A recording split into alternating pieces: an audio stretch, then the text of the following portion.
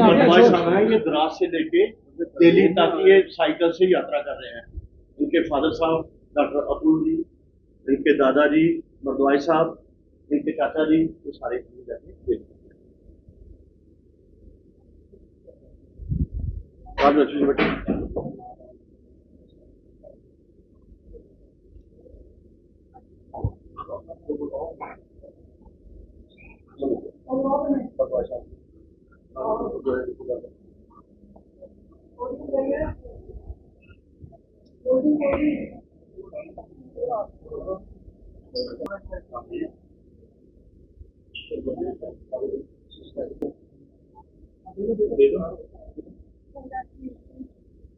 बेटा सामने सामने सामने है।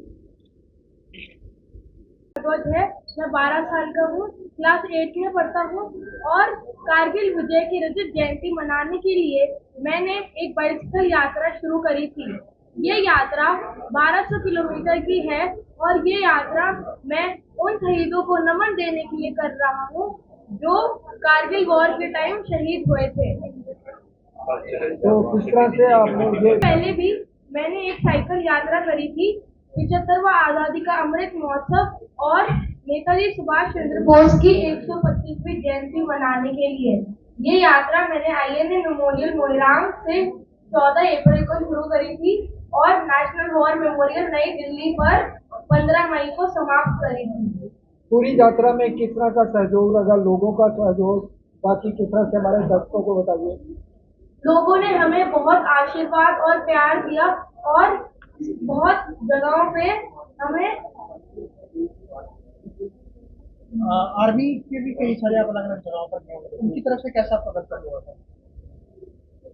इस बार आर्मी ने हमारा बहुत सहयोग दिया। कमांडिंग ऑफिसर ने मेरा फ्लैग ऑफ किया था कारगिल विजय के दिन।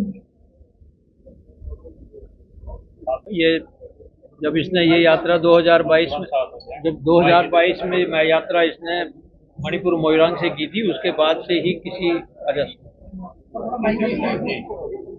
इसने जो अपनी यात्रा की थी उसके बाद से ही किसी विशेष अवसर की इस तलाश में थे जो कि कोई ऐसी ही कोई यात्रा की जाए जिससे देश में बच्चों को और प्रेरणा मिले और बच्चों में देशभक्ति की भावना जगे। इसी विषय में ये डिस्कस किया गया और डिसाइड किया गया कि कारगिल विजय की जो रजत जयंती के ऊपर एक साइकिल यात्रा की जाए और इस विषय में विचार विमर्श करके ये फैसला किया गया कि 26 तारीख को कारगिल विजय की रजत जयंती के दिन ये यात्रा वहाँ से शुरू की जाए।